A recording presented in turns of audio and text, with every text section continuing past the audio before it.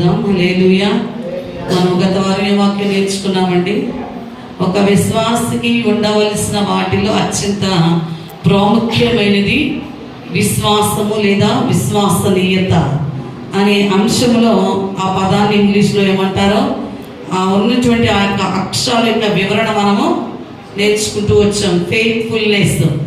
F means foundation. Foundation అనగా పునాది. ప్రతి క్రైస్తవుడు కూడా మరి విశ్వాసం అనే పునాదిని, ఆ విశ్వాసములో మొదటిగా పునాది ఏంటయ్యా అంటే ఈ దేవుడు నమ్మదగిన వాడని, క్రీస్తుని స్వరక్షకునిగా అంగీకరించి ఆయన వాగ్దానాలను వారి జీవితాల్లో అనుసరించేవారుగా ఉండాలని. ఏ యాక్షన్ అంటే క్రియలు లేని విశ్వాసము. పేరుకి మేము క్రైస్తవులము, ప్రార్థన చేస్తాము, మాకు దేవుడు అంటే చాలా నమ్మకము, చాలా విశ్వాసం అని చెప్తే అది క్రియలతో కూడిన విశ్వాసం అయితే కాదు. క్రియాత్మకంగా నువ్వు చేసి చూపించాలి, ఇచ్చి చూడాలి. ఆ దేవుని వాక్యం అంటది కదా, మీరు ఇచ్చి శోధించండి, నేను ఆకాశపు వాక్యంలోని విప్పి పట్టజాలంత విస్తారంగా దీవిస్తానట్టుగా క్రియాత్మకంగా ఉండాలంట. మూడవదిగా ఇంటిగ్రిటీ అనగా యథార్థముగా ప్రవర్తించాలంట. నాలుగవదిగా నమ్మకము. 5 హోప్ నిరీక్షణ. 6వదిగా ఫెయిత్ విశ్వసనీయత. యు అన్వేర్వింగ్ అంటే తిరుగులేని అచంచలమైన స్థిరమైన విశ్వాసము. ఎల్ లవ్ అనగా ఆత్మ ఫలాల్లో ఒక ఫలమైనటువంటి ప్రేమను కలిగి ఉండాలి. ఎన్ న్యూట్రల్ అనగా పోషణ. విశ్వాసం అనేది ఒకరోజు విశ్వాసం కలిగి ఉంటే సరిపోదు, కానీ ఇది నిరంతరము జరిగే ఒక ప్రక్రియ. ఎలాగ మన దేహంలో ఉన్న అవయవాలు ప్రతిరోజు నిరంతరము తన పనినవి కొనసాగిస్తూ ఉంటాయో, విశ్వాసము కూడా నిరంతరము కూడా మనము అభివృద్ధి పరుచుకోవాల్సిన వారముగా, పోషించుకోవాల్సిన వారముగా ఉన్నాము. ఈ అనగా ఎటర్నల్ అనగా నిత్యత్వము.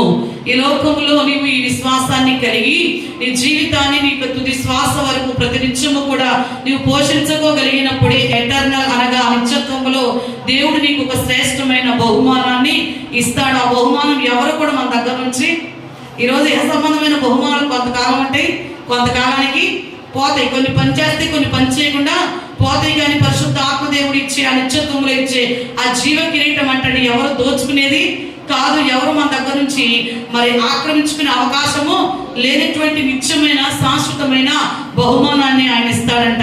Yes supply. దేవుడు నీకు ప్రతి అవసరతను తీర్చువాడు. అన్నాడు సాధేపత్తు విధవరాల అవసరతను తీర్చిన దేవుడు మీ అవసరతలు కూడా తీర్చగలడు. ఎస్ సెక్యూరిటీ అనగా భద్రత.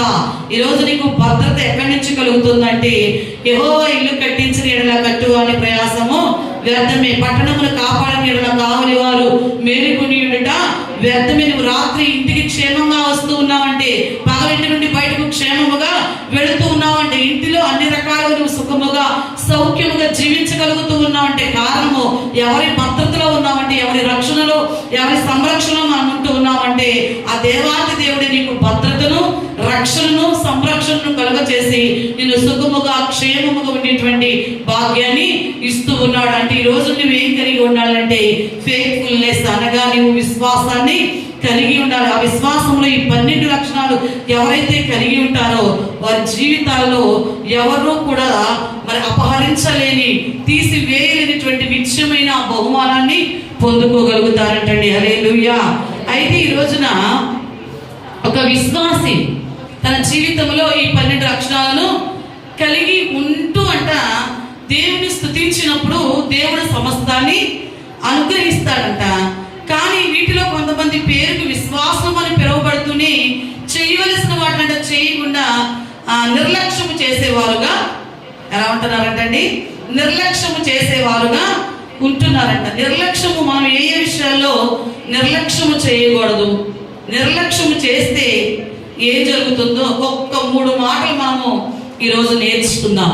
2వ దినవృత్తాంతముల గ్రంథము 29వ అధ్యాయము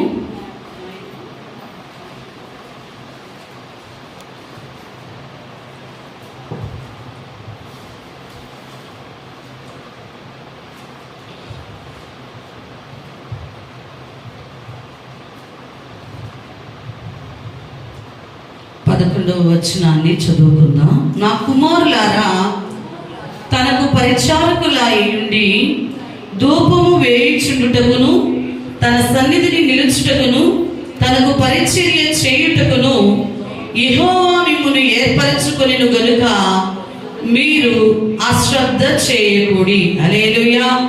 ఈరోజు నా యొక్క వాక్యాంశం ఏంటయ్యా అంటే అశ్రద్ధ చేయకుడి లేదా నిర్లక్ష్యము చేయకుడి. ఇక్కడ చెప్పబడుతున్న మాటలు దేవుని పరిచారకులై ఉండి దేవుని పరిచారకులుగా వారు చేయవలసినటువంటి బాధ్యతలైనటువంటి ధూపం వేయడానికి, రెండు దేవుని సన్నిధిలో నిలుచుటకు, ఆయన పరిచర్య చేయడానికి దేవుడు మిమ్మును ఏర్పాటు చేసుకున్నాడు. కాబట్టి మీరు ఏం చేయొద్దని చెప్తున్నాడంటే ఇక్కడ అశ్రద్ధ చేయదు. ఎవరితో చెప్తూ ఉన్నారయ్యా ఈ మాటలంటే హిజ్కియా మహారాజు చెప్తున్నటువంటి మాటలు. ఏ సందర్భంలో హిజ్కియా ఈ మాటలను ప్రస్తావిస్తూ ఉన్నాడయ్యా అంటే హిజ్కియా రాజు అయినటువంటి ఆ మొదటి నెలలోనే ఏం చేపట్టాడంటే మత సంస్కరణలను చేపట్టి తండ్రి అయినటువంటి ఆహాజు మరి కాలంలో మూసివేయబడినటువంటి దేవాలయపు యొక్క తలుపులను తెరిపించాడంట.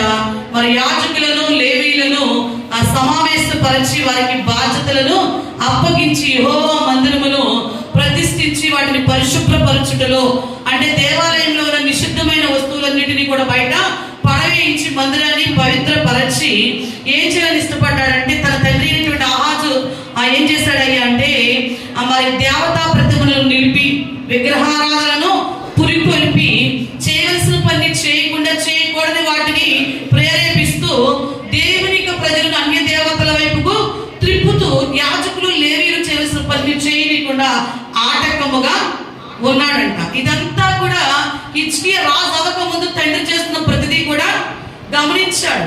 తండ్రి చేయవలసిన పని చేయకూడని వాటిని చేస్తూ దేవుని ఎడల చెడుతనముగా, అంటే దేవునికి వ్యతిరేకమైనటువంటి ప్రవర్తనతో జీవిస్తూ దేవుని యొక్క ఉగ్రతకు పాత్రుడు అవటాన్ని ఇదంతా కూడా రాజుగా ముందుకు హిజ్కియా గమనించాడు. తన తండ్రి చనిపోయిన తరువాత ఆ బాధ్యతలను మరి హిజ్కియా చేపట్టినటువంటి క్రమంలో మొదటిగా ఏం చేశాడంటే తండ్రి ఏదైతే దేవునికి వ్యతిరేకంగా చేశాడో ఆ వ్యతిరేకతలను సరి చేస్తూ ఉన్నాడు. ఏం చేశాడు అంటే మొదటిగా దేవాలయపు తలుపులను తెరచి దేవాలయంలో ఉన్న ఆ యొక్క వ్యర్థమైన వాటన్నిటిని కూడా కిద్రోను వాగులో పడవేయించి పవిత్రపరిచాడు. తర్వాత లేవీలను యాజకులను పిలిచి వారు ఏ పనైతే దేవుని మందిరంలో చేయవలసి ఉన్నారో, దేవుడు వారికి ఏ బాధ్యతనైతే అప్పగించాడు ఇప్పుడు మనం చదివాం.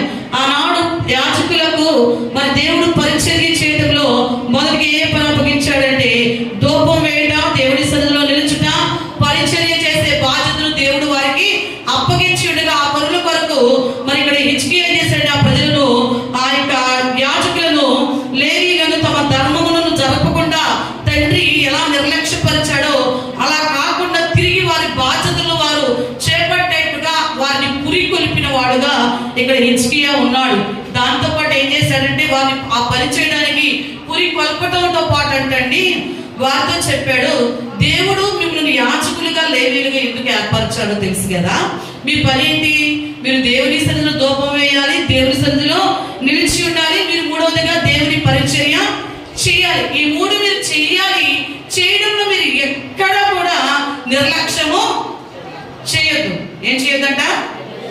ఎందుకంటే నాటి కాలంలో దేవుని యొక్క మందిరంలో ధూపం అంటే పగలు రాత్రి ధూపం నిరంతరము వేస్తూనే ఉండాలంట. డ్యూటీలు ఎలా ఇస్తున్నారో పగలలో నైట్ డ్యూటీ లాగా యాజకులు అక్కడ ఆ ధూపం మండేంత వరకు కూడా అక్కడ యాజకులు నిలిచి మీరు ధూపం వేసే పని మీదే, అక్కడ నిలిచి ఉండే పని మీదే, అక్కడ పరిచర్య చేసే బాధ్యత కూడా మీదే. తండ్రి సమయంలో మీరు మిమ్మల్ని పని చేయకుండా ఆటంకపరిచాడు, కానీ మీరు అలా చేయకుండా మీరు ఉండకూడదు. మీరు దేవుని పని నిర్లక్ష్యము చేయకూడదని చెబుతూ వారిని పురికొల్పి దానిలో చెప్పాడంటే మీరు ఇలాగే నిలిచి ఉండవలసిన అవసరం ఎంతైనా ఉన్నదని చెప్పాడంట. అయితే చెప్పిన తర్వాత అప్పుడు వారు ఏం చేశారంటే ఇక్కడ హిజ్కియా చెప్పిన మాట ప్రకారం తమ్మును తాము ప్రభువుని కొరకు ప్రతిష్ఠించుకుని ఆ 7 దినములు కూడా ఏం చేశారయ్యా అంటే మందిరంలో ఉన్న అనిషిద్ధమైన వస్తువులన్నిటిని కూడా బయట పారవేసి మరి 8వ దినాన్ని ప్రతిష్ఠించుకుని మరి దేవుని సన్నిధిలో పవిత్రపరుచుకుని ఏ విషయములలో వారు దేవుని సన్నిధి నుంచి తప్పిపోయారో ఆ పనులన్నీ కూడా మరలా ఏం చేశారంటే తప్పిపోయిన స్థితిని జ్ఞాపకం చేసుకుంటూ హిజ్కియా చెప్పిన మాట నడుస్తూ ఆ నిర్లక్ష్యం ఎక్కడెక్కడైతే నిర్లక్ష్యంగా ఉన్నారో దాన్ని సరి చేసుకున్న వారుగా. కొంతమందికి మీరు ఇలా చేయకూడదు అని చెప్తే కోపం, మీరు ఇలా మాట్లాడకూడదు అని చెప్తే కోపం. కానీ ఇక్కడ మీ ప్రజలు ఏం చేశారంటే, రాజైన హిజ్కియా మీరు ఏది చేయకూడదో ఏది చేయాలో అని చెప్పినప్పుడు దాన్ని సరి చేసుకుంటూ ఆ మందిరాన్ని పవిత్రపరిచి తమను తాము దేవుని కొరకు ప్రతిష్ఠించుకున్న వారుగా ఉన్నారు. అంటే ఈ రోజున మన జీవితాల్లో మనము దేనిని కూడా నిర్లక్ష్యము చేయకూడదు. హల్లెలూయా, హల్లెలూయా. ఈ రోజున ఏ విషయాల్లో మనము నిర్లక్ష్యముగా ఉండకూడదు, ఏ విషయాల్లో మనము నిర్లక్ష్యముగా ఉండకూడదు. మొట్టమొదటిగా మనం ఏ విషయంలో నిర్లక్ష్యముగా ఉండకూడదో చూద్దాం. రోమా పత్రిక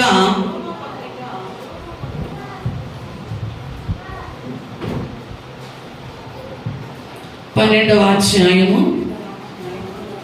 11వ వచనాన్ని చదువుకుందాం. Page number 142. ఆసక్తి విషయములలో మాంద్యులు కాక ఆత్మయందు తీవ్రత గలవారై ప్రభువును సేవించుడి. హల్లెలూయా. మొట్టమొదటిగా ఏ విషయంలో నీవు నిర్లక్ష్యముగా ఉండకూడదయ్యా అంటే, దేవుని సేవలో నీవు నిర్లక్ష్యముగా, ఏ విషయంలో నిర్లక్ష్యం ఉండకూడదంటే అండి, దేవుని సేవలో. సేవ అనగా దేవుడు నీకు ఏ పని అయితే అప్పగించి ఉన్నాడో ఆ పని చేయడంలో, లేదా నీకు అప్పగించబడిన బాధ్యతను నీవు నిర్వర్తించడంలో నీవు నిర్లక్ష్యముగా ఉండకూడదు. ఎగ్జాంపుల్గా ఒక డాక్టర్ గారి యొక్క బాధ్యత ఏంటి? వచ్చిన పేషెంట్ యొక్క సమస్య ఏంటో తెలుసుకుని దానికి తగినటువంటి ట్రీట్మెంట్ ఇవ్వాలి. అదే డాక్టర్ గారు పేషెంట్ తన యొక్క సమస్యను చెప్తున్నప్పుడు నిర్లక్ష్యంగా ఉన్నారనుకోండి, ఎలాంటి ట్రీట్మెంట్ ఇవ్వగలుగుతారు? ఒక డాక్టర్ గారు శ్రద్ధగా ఎదుటి పేషెంట్ చెప్తున్న మాటలు వినకుండా ట్రీట్మెంట్ చేసే సమయంలో ఎలాంటి ట్రీట్మెంట్ ఇవ్వగలుగుతారు? ఎవడో సాధ్యపడుతుందా? అంటే ఒక డాక్టర్ పేషెంట్ చెప్పే మాటల విషయంలో నిర్లక్ష్యముగా ఉంటే సరైన ట్రీట్మెంట్ ఆ యొక్క పేషెంట్కు అందదు. ఒక జాబ్ చేసే స్థలంలో కొన్ని కాంట్రాక్ట్ బేస్డ్ జాబ్స్ ఉంటాయి కొంతమందికి. కొన్నిటి మీద సైన్ చేయాల్సిన పరిస్థితుల్లో దాని గురించి పూర్తి వివరం తెలుసుకోకుండా కేర్లెస్గా ఉన్నాడు అనుకోండి ఒక ఉద్యోగి, పెట్టవలసిన దాని మీద పెట్టకుండా సంతకము, పెట్టకూడని దాని మీద సంతకం పెట్టారనుకోండి, ఈ కంపెనీకి రావాల్సిన కొన్ని లక్షల కోట్ల రూపాయల లాభం వేరొక వాళ్ళకి వెళ్ళిపోయి వేరొక కొన్ని కోట్ల రూపాయల నష్టము. అంటే మానవునిలో ఉన్న కొద్దిపాటి నిర్లక్ష్యం ఏం చేస్తా ఉంటుందంటే, వారికి నష్టాన్ని తెచ్చేవి కొన్ని అయితే ఎదుటి వ్యక్తికి వారి ద్వారా నష్టాన్ని తెచ్చేవి. డాక్టర్ గారు నిర్లక్ష్యం ఉంటే పేషెంట్కి ప్రమాదం, అవునా కాదా? ఒక కంపెనీలో జాబ్ చేసే వ్యక్తి ఆయన నిర్లక్ష్యంగా ఉంటే కంపెనీ ఓనర్కి నష్టం. అంటే నువ్వు చేసే ఏ పనిలోనైనా కూడా ఎలా ఉండాలి అంటే చాలా శ్రద్ధతో మనము ఆ బాధ్యతను నిర్వర్తించే వారముగా ఉండాలంటండి. హల్లెలూయా, హల్లెలూయా.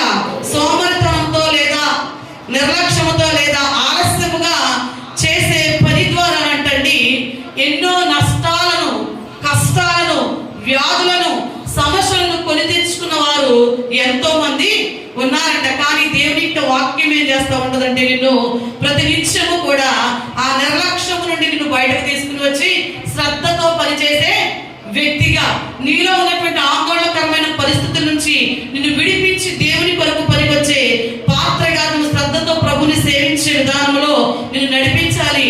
అంటే నువ్వు మొదటిగా ఏం తీసుకోవాలంటే దేవుడు మన పట్ల ఎంత ప్రేమను చూపుతున్నాడు, ఆయన వాత్సల్యాన్ని ఎంతగా మనకు కనపరుస్తూ ఉన్నాడు. ప్రతి నిమిషము ఆ దేవాది దేవుడు మనం ఎలా నిలబెడుతున్నాడో కనుక మనం తెలుసుకుంటేనంట ప్రతి ఒక్క వ్యక్తి కూడా దేవుని పట్ల ప్రేమ, విధేయత, ఒక నిబద్ధతను కలిగి దేవుని సన్నిధిలో ముందుకి కొనసాగే వారుగా ఉండగలుగుతారంట. హల్లెలూయా, హల్లెలూయా.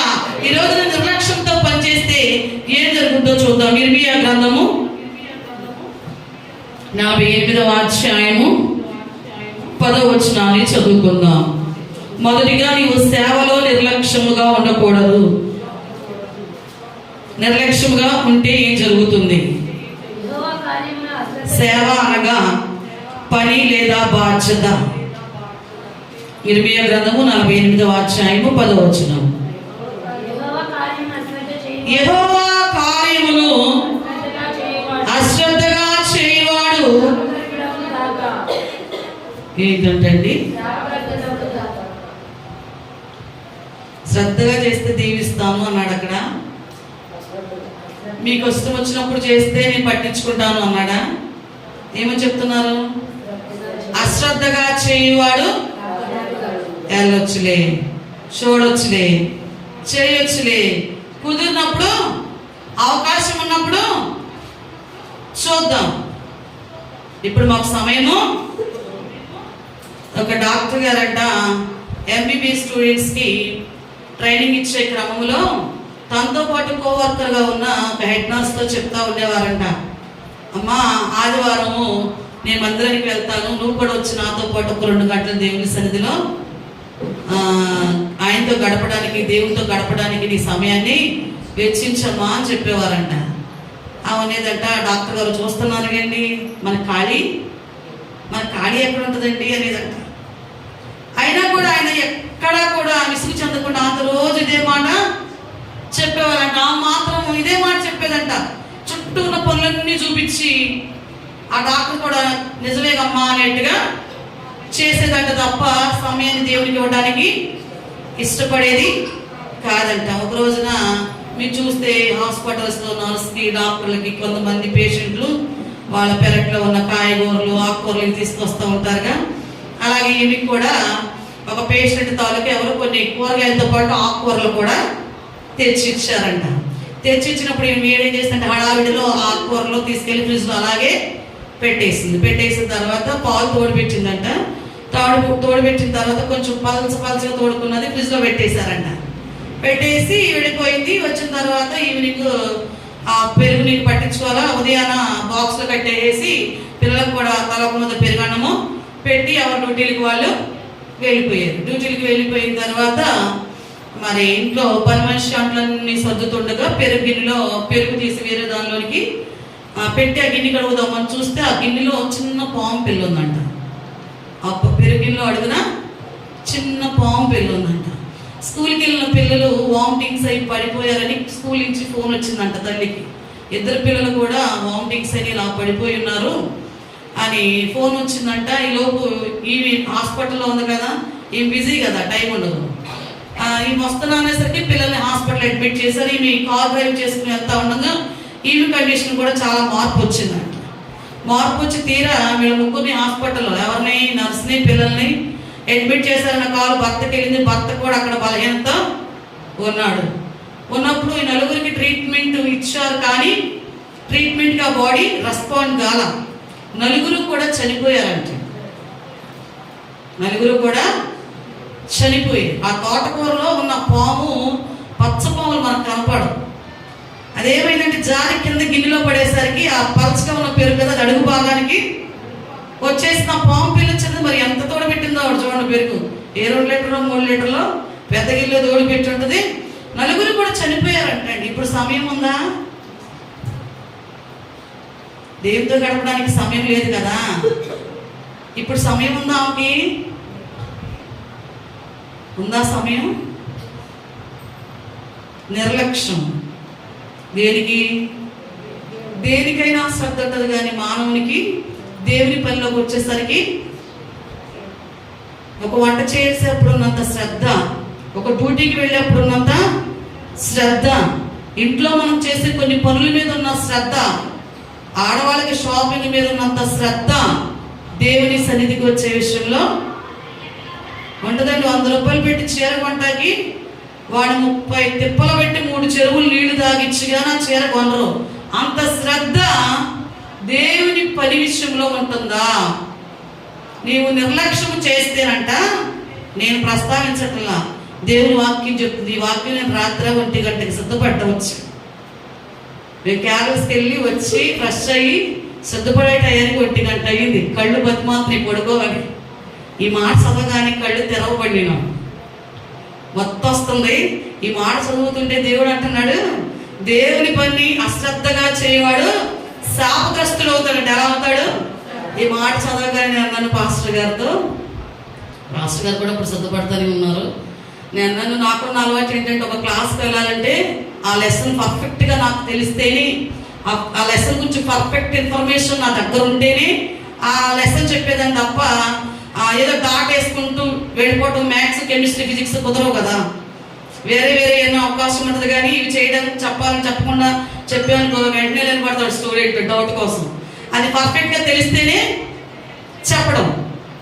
ఆ యొక్క విధానం నాలో దేవుని వాక్య విషయంలో కూడా అలాగే ఉండిపోయింది. అన్నాను, నాకు దీని గురించి బ్రీఫ్ ఇన్ఫర్మేషన్ తెలియకుండా నేను ఏది కూడా పడుకో దేవుడే ఇస్తాడని అని సమర్థింపుగా చెప్పుకోవచ్చు. కానీ దానికి గురించినటువంటి వివరణ తెలియకుండా మనం అక్కడ నిలబడినా కూడా దేవుడు మనం వాడుకుంటాడు. అయినప్పటికీ కొన్ని మర్మాలు మనము శ్రద్ధతో తెలుసుకోవాల్సిన వారముగా ఉన్నాం. దేవుని సేవ విషయంలో అంటే అది చిన్నదైనా పెద్దదైనా, అంత చిన్నది పెద్దది కాకపోయినా నువ్వు చేసే పని ఎట్లా ఉండాలంట? శ్రద్ధతో. ఒక పరిచర్య ఈ రోజున బూందీయో లడ్డుగా తెచ్చారనుకోండి, దాన్ని ఎలా పంచిపెట్టాలా? కింద మీద పడేసుకుంటా నువ్వు తీసుకెళ్ళావనుకో, తెచ్చిన క్వాంటిటీ సరిపోద్దా? ఒకసారి చూసానండి, భద్రాజపాల నుంచి స్వీట్స్, ఫ్రూట్స్ హాట్ తెస్తే చర్చ మొత్తం లడ్డూలే తొక్కి పడేశారు కొంతమంది. బూందీ లడ్డూలు తొక్కి పడేశారు. ఒకవేళ మీ పిల్లలు పడేస్తున్న తల్లులుగా మీరు ఏం చేయాలా? దేవుని సన్నిధి విషయంలో శ్రద్ధ ఉందా అలాంటి తల్లులకు? కింద పిల్లలు పడేస్తుంటే అది చూసిన తల్లులకు దేవుని మందిర విషయంలో శ్రద్ధ ఉందా? పిల్లలకి తల్లిదండ్రులు లేకుండా మందిరంలో లేరు కదండి, ఉన్నారట్లాగా. ఎవరో అన్నారంట, గుడ్డేస్తే భార్య భర్త అన్నాడంట దీన్ని పెట్టిన తల్లినో తండ్రినో పోయొచ్చుగా అంటే భార్య ఉందంట అది అనాథా ఉందంట. ఏది గుడ్డు? మనం చేసే పని ఎట్టుంటుందో తెలుసా? మాకు అవసరమా, వాళ్ళే చూసుకుంటారులే, ఎవరో చేసుకుంటారులే అన్నట్టుగా దేవుని విషయంలో నేను అశ్రద్ధగా ఉంటే దేవుని వాక్యం చెప్తుంది ఈరోజు మీతో, ఈ సంవత్సరం అంతా నువ్వు అలా అశ్రద్ధగా ఉంటూ వచ్చావేమో. ఎన్నో వాక్యాలు వింటూ కూడా చాలా మంది పెడచెవిన పెడుతూ లెక్కలేనట్టుగా ఒకవేళ మీరు నిర్లక్ష్యంగా ఉంటే పరిశుద్ధాత్మ దేవుడు మీతో మాట్లాడుతుంది ఏంటో తెలుసా? అది పరిచర్య కానీ కార్యక్రమాల విషయంలో కానీ దేవుని కొరకు చేయబడుతున్న ఏ విషయంలోనైనప్పటికీ కూడా మీరుంటేనంట శాపగ్రస్తులుగా ఉంటారంటండి. ఎలా ఉంటారంట? దేవుని సేవ విషయంలో మీరు నిర్లక్ష్యముగా ఉంటే ఒకటోదిగా శాపగ్రస్తులుగా ఉంటారంట. రెండవది చూద్దాం, సామెతల గ్రంథము 18వ అధ్యాయము 9వ వచనాన్ని చదువుకుందాం.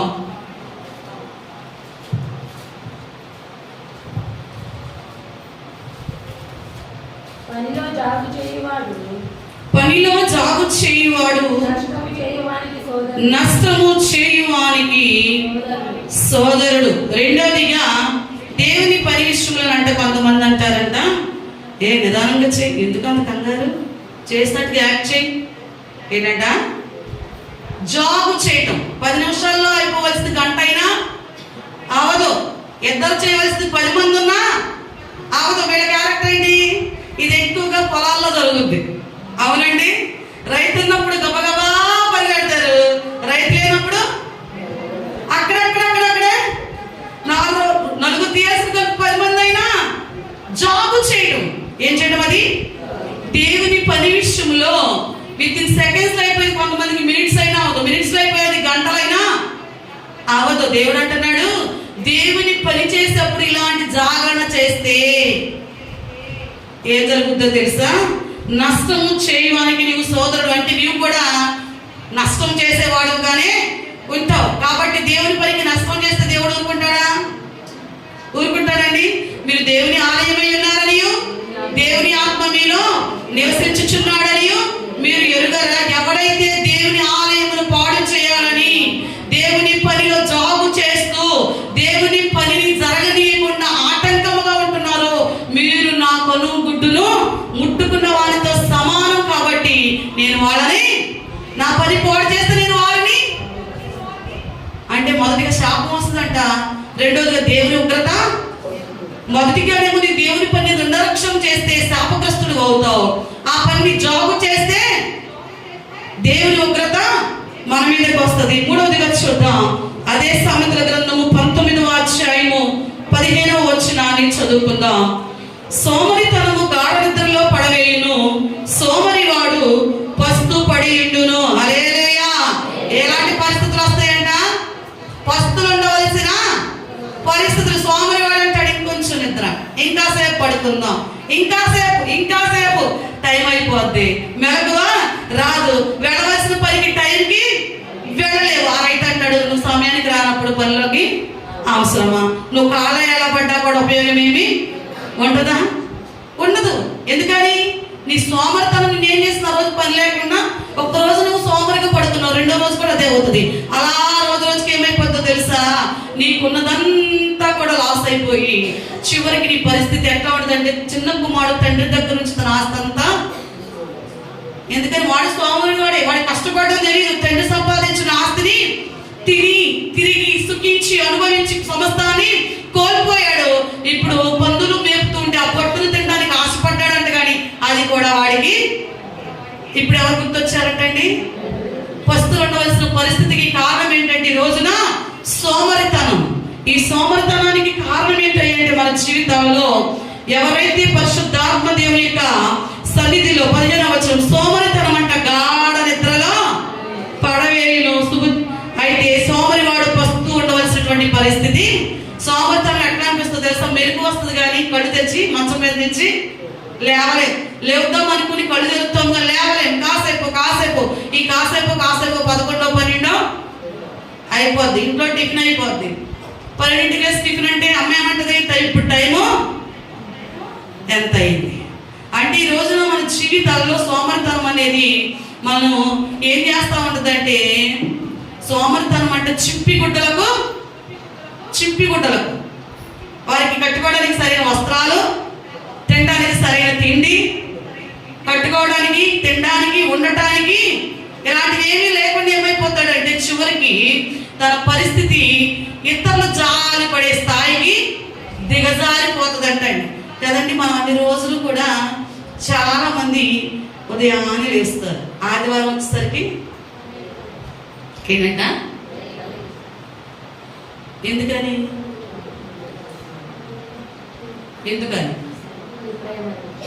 ఏంటమ్మా? ఎప్పుడైనా వెళ్ళొచ్చులే, ఎప్పుడొకప్పుడు చివరికి వెళ్తామా వాళ్ళ కళ్ళనీళ్ళు తోడడానికి. ఎవరి కళ్ళనీళ్ళు? మళ్ళీ పాస్టర్ రాలేదు ఏంటంటాడు, ప్రార్థన చేస్తాడు, ఏదైనా అయిపోద్దేమో అటెండెన్స్ వేయించుకోకపోతే. మరి డ్యూటీకి ఆ ఉద్యోగం ఇచ్చింది ఎవరు నీకు? ఎవరు అంటే నువ్వు ఎవరిని? సృష్టికర్తను మార్చి సృష్టిని పూజించడానికి ఇష్టపడుతున్నారు కానీ సృష్టికర్తను పూజించడానికి మాత్రము కాదండి. అది మనం నవ్వి సరిపెట్టడం కాదు. మనం ఇంకా సరి చేసుకోకపోతే దేవుడు అంటున్నాడు, నువ్వన్నిటికి ఇచ్చిన ప్రాధాన్యత నన్ను గణపరిచే విషయంలో నువ్వు ఇవ్వనంత కాలము కూడా నువ్వు ఎక్స్పెక్ట్ చేసినటువంటి రేంజ్లో నువ్వు ఉండలేవు. నువ్వు ఆశించిన స్థానంలో నువ్వు ఉండలేవు. నువ్వు ఆశిస్తున్నావు, నేను నీకు చెయ్యాలంటే నువ్వేం చేయాలా? నువ్వు ఇస్తున్న ఇతరత్ర అన్నిటికి ఇస్తున్న ప్రాధాన్యత ఉందే, దానికంటే మించిన ప్రాధాన్యత నీవు నా కొరకు ఇవ్వాలి. నేను చేసింది నేను. నీ అవయవాన్ని సక్రమంగా పనిచేయడానికి కృపనిస్తుంది నేను. ఈ రోజు ఈ ఆయువు నీ దేహంలో ఉండటానికి కారణము నేనైతే, ఈ దేహాన్ని పోషించుకోవడానికి, ఈ దేహాన్ని ఆకర్షణీయంగా ఉంచుకోవడానికి, ఈ దేహానికి కావాల్సిన అందించడానికి ఫస్ట్ ప్రిఫరెన్స్ ఇస్తూ వేటి కోసమో ఎక్కడెక్కడికో పరిగెట్టడానికి ఇస్తున్న విలువ నిన్ను చేసిన నాకు ఇస్తున్నావా అని దేవుడు ప్రశ్నిస్తే మన సమాధానం ఏమై ఉంటుందంటారు? దేవుడికి 2 గంటలు నాకు సమయం ఇస్తున్నారంటే దానికి సమాధానం మన దగ్గర లేదు. ఉందా? మన దేహంలో ఉన్న ఒక్కొక్క అవయవము 1 గంట రెస్ట్ ఇద్దామా అంటే దానికి సమాధానం మన దగ్గర లేదు. 3, మీకు సమస్తాన్ని ఇచ్చిన నాకు కాకుండా మీ భౌతికమైన వాటి కొరకు ఇస్తున్న ప్రాధాన్యత నాకు ఎందుకు ఇవ్వట్లేదని దేవుడు మిమ్మల్ని అడిగితే మీకు దగ్గర సమాధానం ఉందా? ఇక సమాధానం లేని ప్రశ్నలతో మనం ఉంటే మన జీవితంలో ఎప్పుడు కూడా మనం ఆ యొక్క ఉన్నత స్థలాల్లో ఉన్నతమైన విధానాల్లో నడవాలనుకుంటాం కానీ ఆ స్థానానికి చేరుకోలేని వారముగానే. కారణం ఎవరు? ప్రశ్నిస్తాం. ఎందుకు చేరుకోలేకపోతున్నానండి, ఎందుకు జరగట్లా, ఎందుకు వెళ్ళలేకపోతున్నా, ఎందుకు అంటున్నాం. ప్రశ్న ఇక్కడే ఉంది. ఏంటి? నువ్వు ఇవ్వాల్సినటువంటి ప్రాధాన్యత ముఖస్థుతి కోసం ఇవ్వద్దు, ఏదో మొక్కుబడి కోసం కాదు, ఏదో పాస్టర్ గారు అంటారని కాదు. నువ్వు దేని కొరకు దేవుని మందిరంలో నివసించాలో తెలుసా? దేవుని యొక్క సన్నిధిలో నీవు ఆయన సేవను నిర్లక్ష్యం చేస్తే నీవంట సోమర్తనం చింపిగుడ్డలకు కారణమంట. వారికి తినడానికి కూడా తిండి లేని పరిస్థితికి దారి తీస్తుంది అంటండి. హల్లెలూయా. ఈ రోజు దేవుని విషయంలో నువ్వు నిర్లక్ష్యంగా ఉండాలంటే, ఉండకూడదండి.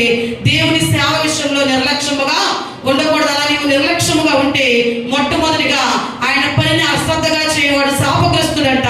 రెండవదిగా ఆయన పనిలో జాబు చేయవాడికి మరి దేవుని యొక్క ఉగ్రత వస్తుందంట. మూడవదిగా పస్తులు ఉండవలసిన పరిస్థితులు వస్తాయంట. ఎవరైతే దేవుని మాటను వింటూ ఆ మాటకు ఎవరైతే ఆ పిలుపు విషయంలో ఎప్పుడు అప్రమత్తంగా ఉంటూ చురుకుగా శ్రద్ధతో పనిచేస్తూ ప్రభు పరిచర్యలో వారి శక్తిని, వారి యొక్క ఆ దేవుడు అనుగ్రహించినటువంటి శక్తి కొద్ది ప్రభు పరిచర్య వరకు ఎవరైతే శ్రద్ధతో పనిచేస్తారో, దేవుడు అన్నాడు శ్రద్ధగా పనిచేయవాడు ఐశ్వర్యవంతుడు ఎలా అవుతాడంటండి? శ్రద్ధతో పనిచేయవాడు ఏమవుతాడు? ఐశ్వర్యవంతుడు అవ్వాలి. ఐశ్వర్యవంతులు అవ్వాలా, శాపగ్రస్తులు అవ్వాలా? మనం ఏమవ్వాలమ్మా? ఐశ్వర్యవంతులు అవ్వాలంటే వెళ్ళొచ్చులే. ఇప్పుడు కాకపోతే ఇంకొక రోజు, ఈ ఆదివారం కాకపోతే ఇంకొక ఆదివారం, ఈ నెల కాకపోతే ఇంకొక నెల ఉంటుందని నీకు తెలుసా? ఉంటుంది అనుకుంటున్నావా? వచ్చేవారం ఉంటుంది అనుకుంటున్నావా? తెలీదు. కానీ ఇప్పుడు కాకపోతే నువ్వు శ్రద్ధగా ఉన్నంత కాలం ఐశ్వర్యాన్ని నీవు కష్టపడుతున్నావు అంటారు. అంత కష్టపడ్డానండి, ఇన్ని వేల రూపాయలు రావాలి, కానీ ఏమి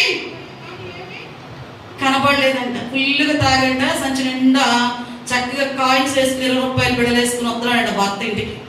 ఇంటికి వచ్చినా చూస్తే సంచి నిండా ఉండవలసిన కాయిన్స్ ఒక్క కాయిన్ కూడా లేదంట. భార్యనంట వాడు ఆ సంచి అక్కడ పెట్టి వాష్రూమ్కి వెళ్ళి వచ్చేసరికి సంచి చూస్తే సంచి అంతా ఖాళీగా ఉందంట. భార్యని పిలిచాడంట. వచ్చిందంట. ఈ సంచిలో ఉన్న 20 రూపాయల కాయిన్లన్నీ తీసావా అన్నాడంట. ఆ వంటదంట అసలు సంచి నేను చూడలేదు అంటుందంట. కాదు నువ్వు తప్ప ఇంకెవరు ఈ సంచిలో డబ్బులు తీరు, దీని నిండా ఉండాలి, అన్ని కూడా 20 రూపాయలు బిళ్ళలే అంటున్నాడంట.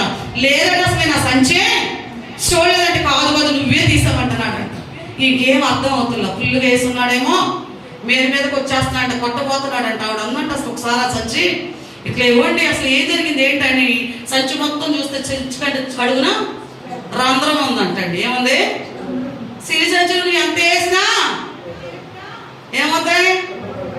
అలా పడిపోతానే ఉంటాయి. ఈ రోజున నీవు అశ్రద్ధతో జాబు చేస్తూ సోమరితనంతో ఉంటూ నాకు ఐశ్వర్యం కావాలి అంటే సిల్లి సంచులో వేసిన రూపాయి ఎట్లాంటిదో నువ్వు కోరిక కూడా అలాంటిది. ఎవరైతే శ్రద్ధతో పని చేస్తారో, అశ్రద్ధతో కూరగాయలు వస్తున్నాం అనుకో, కూరగాయకి బదులు ఏదో సీరియల్ చూస్తా తెల్లంట, సీరియల్ గ్యాస్లో పడిపోయి కూరగాయలు కోసే విషయంలో నిర్లక్ష్యంగా ఉండి చిన్న పిల్లడు ఏళ్ళు కోసేస్తున్నాడు. అంటే ధ్యాస అంతా ఎక్కడ ఉంది? కూరగాయల మీద కాకుండా టీవీలో ఉన్న సీరియల్ మీద. ఈరోజు మీ ధ్యాస ఎక్కడ ఉంటుంది? దేవుని సన్నిధిలో ఉంటున్నారు. ఎంతమంది ధ్యాస దేవుని వాక్యం మీద ఉంటుంది? ఎంతమంది ధ్యాస దేవుని యొక్క మాటలను నా జీవితాలకు అన్వయించుకోవాలంటూ ఉంది? క్రమంలో కూర్చుంటూ ఉన్న మన జీవితాల్లో నీవు దేవుని పని విషయంలో జాబు చేస్తూ, దేవుని మాటను నిర్లక్ష్యము చేస్తూ, దేవుని పని విషయంలో సోమరిపోతుగా, ఎట్లాగా సోమరిపోతు కొంచెం పడుకుందాం, కొంచెం అని నీవు ఒకవేళ ఉంటే నీవు పొందుకోవాల్సిన ఐశ్వర్యానికి బదులుగా శాపము, దేవుని యొక్క ఉగ్రత, పస్తులు ఉండవలసిన పరిస్థితులు వస్తాయి. కాబట్టి మనం ఎలా ఉండకూడదు? ఎలా ఉండాలంటే దేవుని పనిని అశ్రద్ధ చేయక, దేవుని పని విషయంలో జాబు చేయక, ఏం చేయాలంటే సోమరిగా ఉండక శ్రద్ధతో మనము ఏం చేయాలంటండి? అశ్రద్ధగా పనిచేసేవాడు కూరగాయ మొక్కలు పెట్టాలనుకోండి, వేళ్ళు పైకి ఉంటే తలలో కింద పడి మొక్క బ్రతుకుద్దా? ఎందుకని? వేళ్ళు ఎక్కడ ఉండాలా? భూమిలో ఉండాలి. కానీ ఏముంది? తల కింద మొదలు పైనుంటే ఏం జరుగుతుందంటే నష్టమే. నువ్వు ఏ పనైనా నిర్లక్ష్యంగా చేస్తే దానిలో నష్టం తప్ప నీకు ఆశీర్వాదము, నెమ్మది, సంతోషము కలగదండి. హల్లెలూయా. రెండవదిగా చూద్దాం, నీవు ఏ విషయంలో నిర్లక్ష్యముగా ఉండకూడదు. Do not be negligent with your gift. నీ బహుమతుల విషయంలో నిర్లక్ష్యముగా ఉండకూడదంట. ఏ విషయంలో? బహుమతులు. 2 తిమోతిలకు రాసిన పత్రిక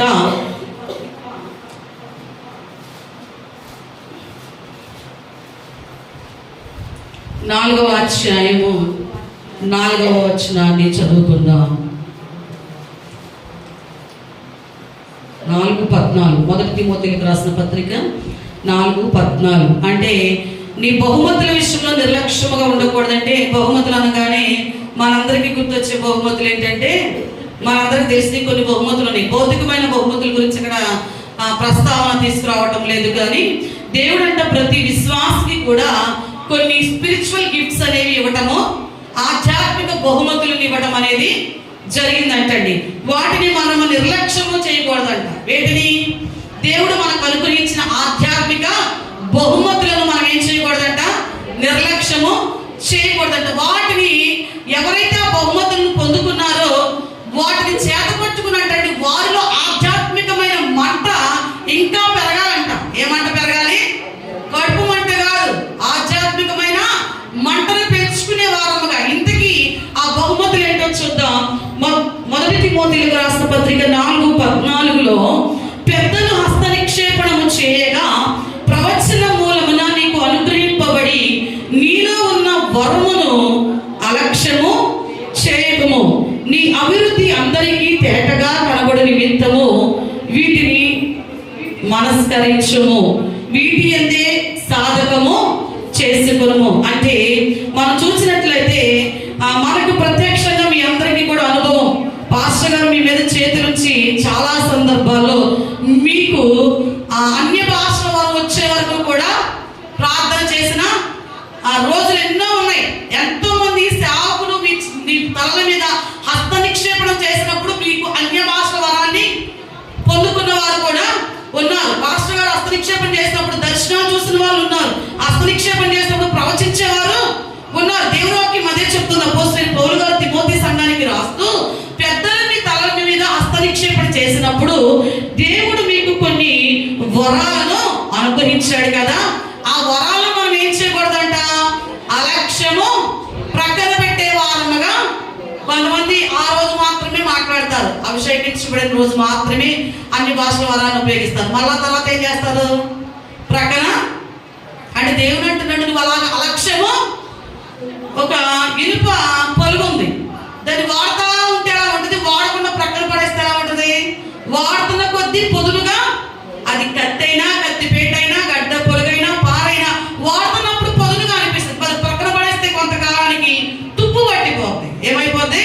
తుప్పు పడితే మరలా దానికి మరలా మెరుగు పెట్టాలి. అయితే పరిశుద్ధ ఆత్మదేవుని యొక్క సన్నిధిని ఈ రోజున రెండవదిగా మనం ఏ విషయంలో నిర్లక్ష్యంగా ఉండకూడదయ్యా అంటే, మరి దేవుడు నీకు అనుగ్రహించే బహుమతులు ఏంటా? బహుమతులు అంటే సేవకులు హస్త నిక్షేపణము చేయడం ద్వారా పరిశుద్ధాత్మదేవుడు నీకు ఇస్తున్న కొన్ని వరాలు ఉన్నాయే, అది దర్శన వరం కానివ్వండి, ప్రవచన వరం కానివ్వండి, అన్ని భాషల వరం కానివ్వండి. కొంతమంది ఇప్పటికీ ఎన్నో సంవత్సరాల భక్తిలో ఉంటారు, కానీ అన్య భాషల వరంలోనికి వారు వచ్చిన అనుభవం వారిలో, ఎందుకంటే వాళ్ళు దానికి అంగీకరించరు.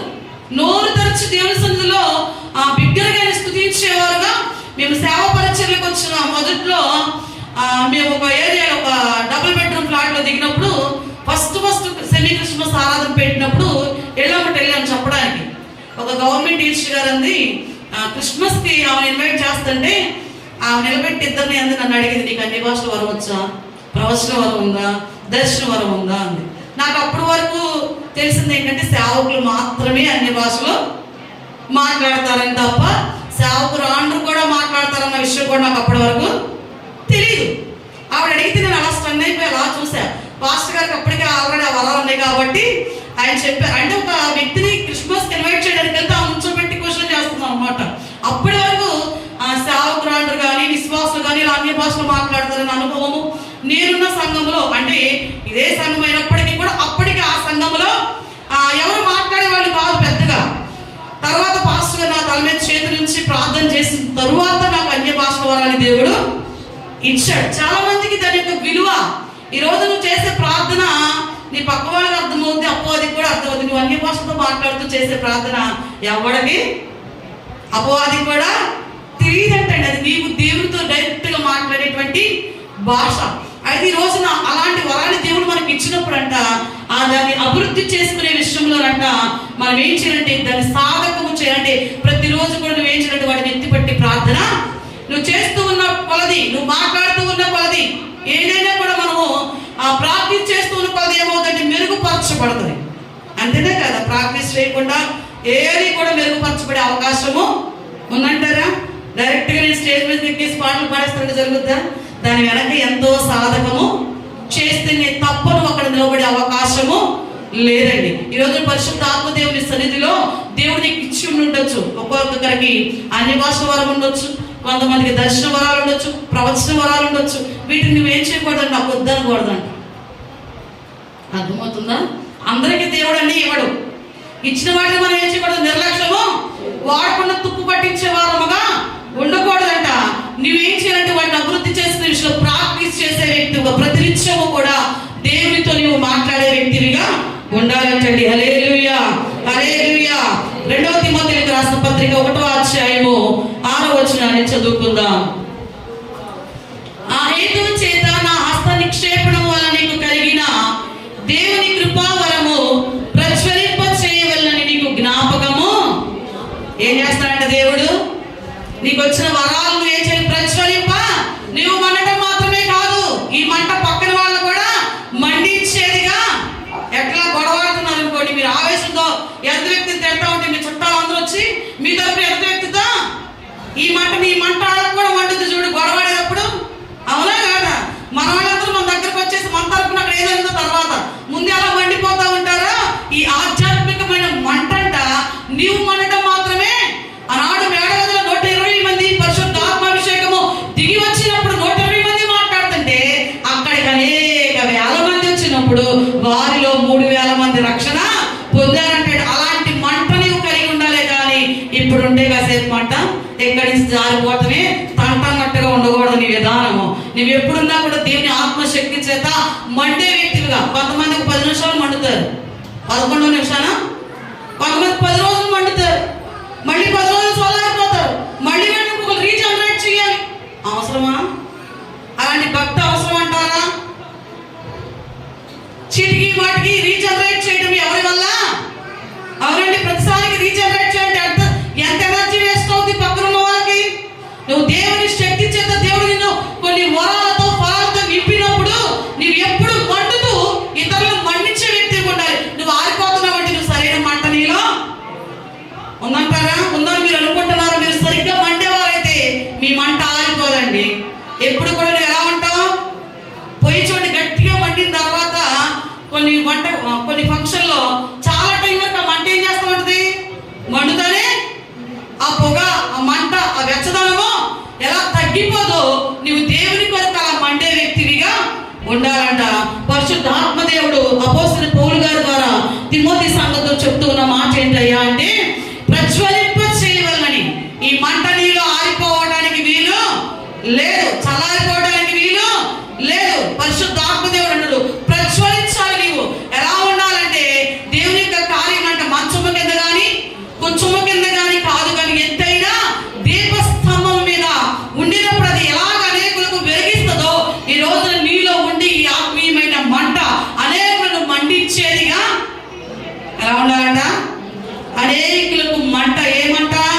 ఆత్మీయమైన మంటని ద్వారా పుట్టించే వ్యక్తిగా నీవు ఉండగలిగినప్పుడు పరిశుద్ధాత్మదేవుని సన్నిధిలో దేవుని కృపా కార్యాలను చూడగలుగుతాం. 1 కొరింథీయులకు రాసిన పత్రిక 1వ అధ్యాయం 7వ వచనాన్ని చదువుకుందాం.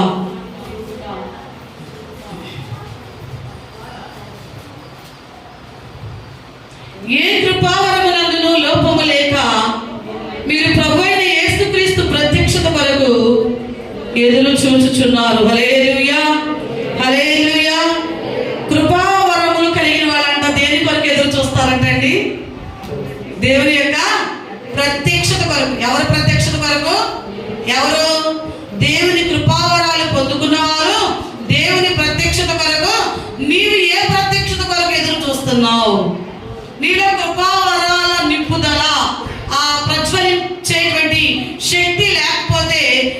జీవితాలు ఎప్పుడు కూడా దేవుని వైపుకు త్రిప్పబడే అవకాశము దేవుని మీద ఉండదు. మన మనసు ఎంతవరకు ఇక్కడ ఉంటాం కానీ మన మనసు ఎక్కడెక్కడో విహరిస్తుంది.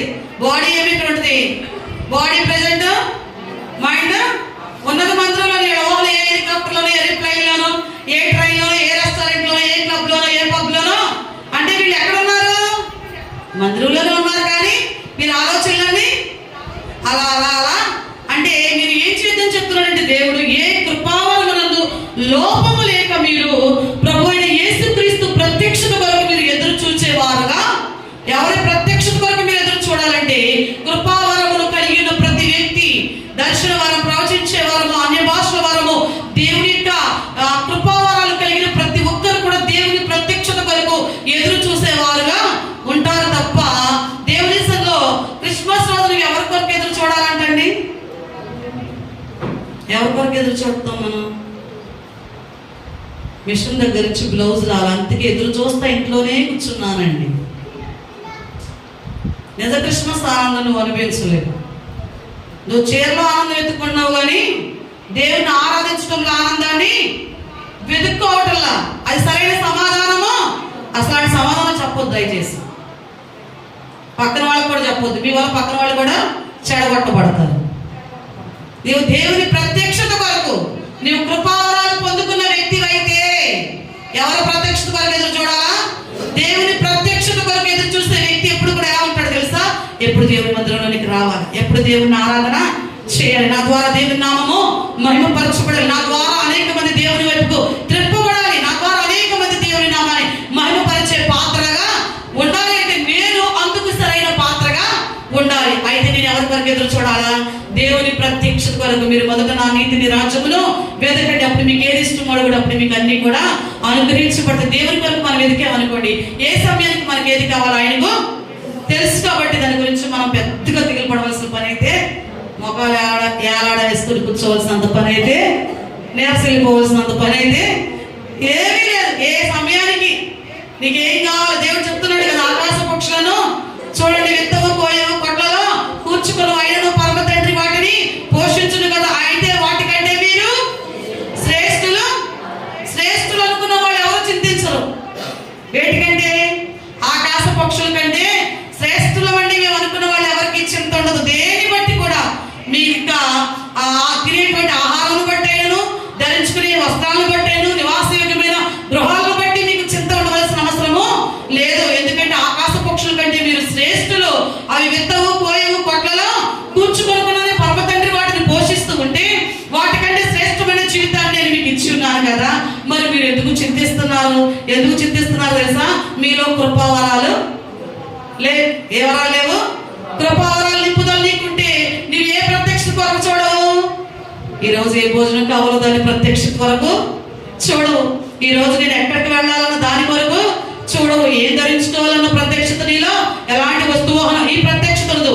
ఒక్కటే ఉండదు, ఎప్పుడు దేవుని మందిరానికి వెళ్ళాలి, దేవుని ఆరాధనలో పాల్గొనాలి, ఏ పాట పాడాలి, దేవుడు ఏ వాక్యం ద్వారా దేవుడు నాతో మాట్లాడతాడు, నేను ఏ మాట ద్వారా సరి చేసుకోవాలి, ఇంకా నాలో ఎలాంటి దేవునికి వ్యతిరేకమైన వాటిని ఎక్కడ విడిచిపెట్టాలి అంటే నువ్వు టోటల్గా దేని కొరకు ఎదురు చూడగలుగుతావు అంటే దేవుని ప్రత్యక్షత కొరకు.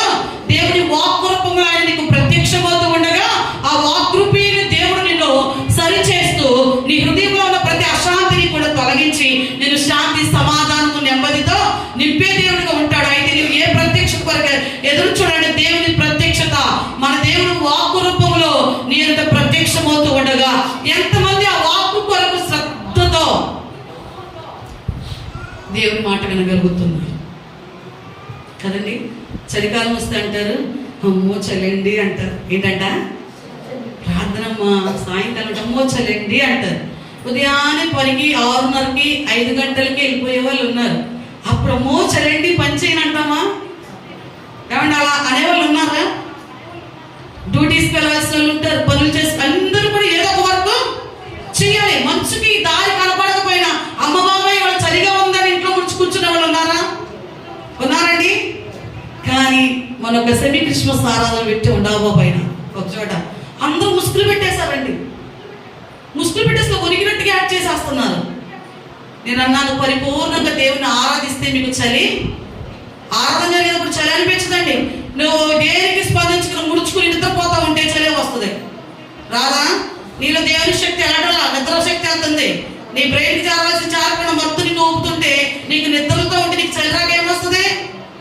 ఎవరైతే దేవుని వాక్కు ప్రత్యక్షమవుతున్న సమయాల్లో వాక్కుని వినటానికి శ్రద్ధతో ఉంటారో, శ్రద్ధ కలిగి ఉన్న చోట నిద్రకి తావు, శ్రద్ధ లేని చోట అశ్రద్ధ ఉంటుంది. కాబట్టి ఆటోమేటిక్గా నిద్ర వస్తుంది.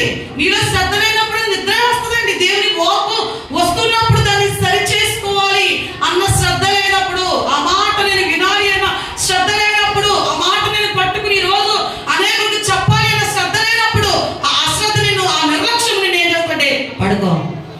వెనకపోతే ఏమైందిలే, ఎప్పుడు చెప్పే మాటలేదు, ఎప్పుడు వినే పోస్ట్ మ్యాన్ పాతడే కావచ్చు, వచ్చే లెటర్ ఎప్పుడు కూడా క్రొత్త వార్తనే తీసుకొస్తుంది. వినేవారికి మాత్రమే తెలుస్తుంది, అది శ్రద్ధగా వినేవారికి మాత్రమే అర్థమవుతూ ఉంటది. హల్లెలూయా, హల్లెలూయా.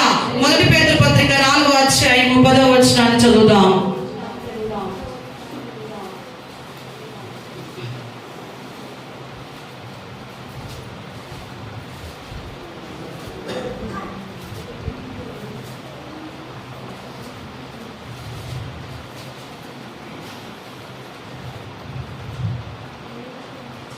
దేవుని నానా విధములైన కృప విషయమై మంచి గృహ నిర్వాహకులై ఉండి ఒక్కొక్కడు కృపావరము పొందిన కొలది ఒకరికొకడు ఉపచారము చేయుడి. హల్లెలూయా.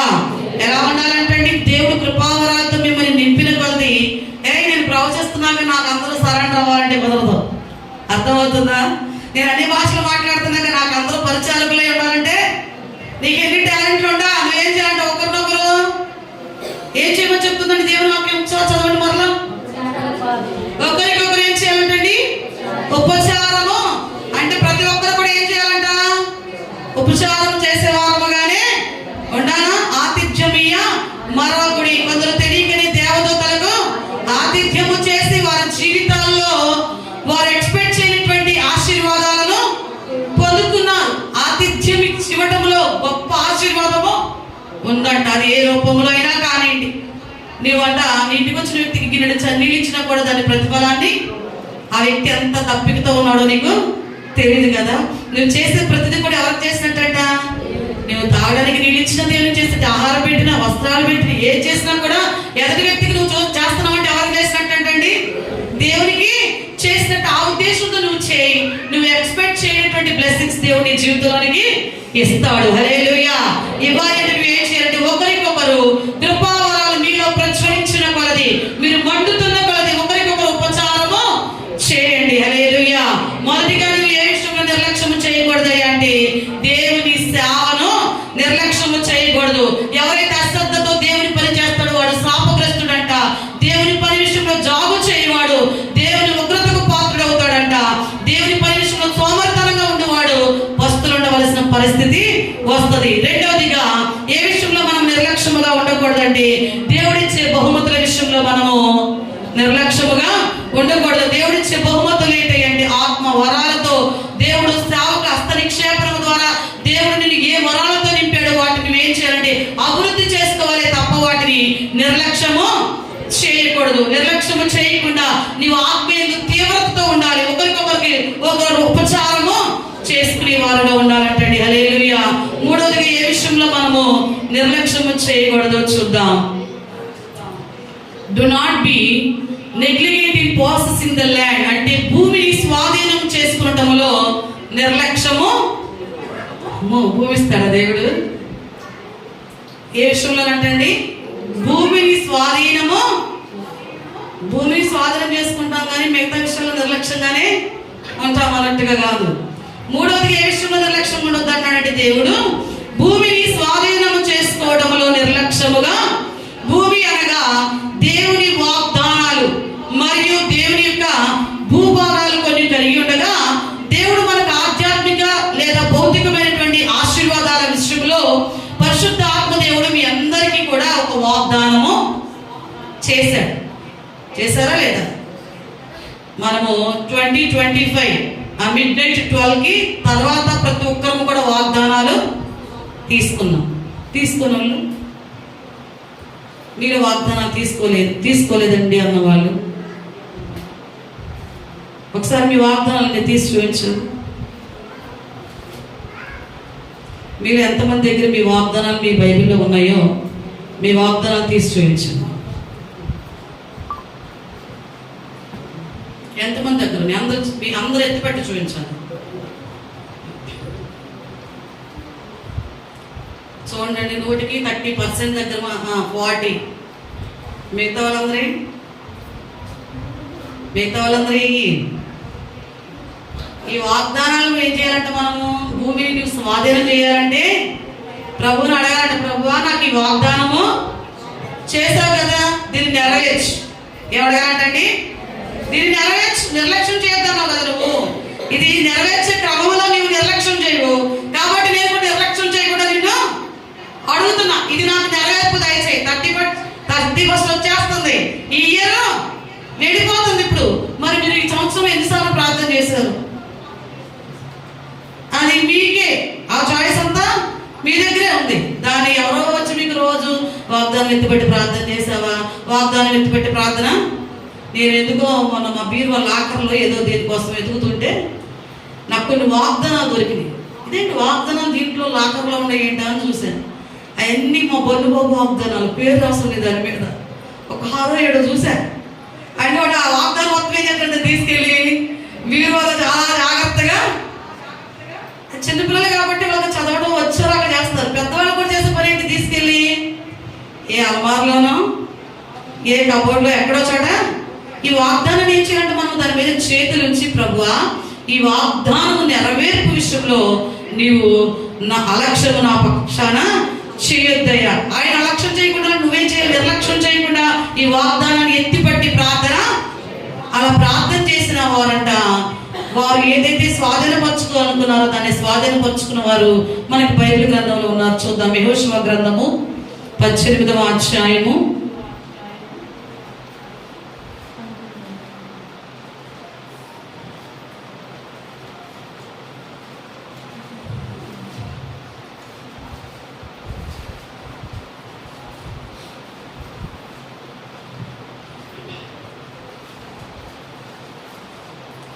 3వ వచనం.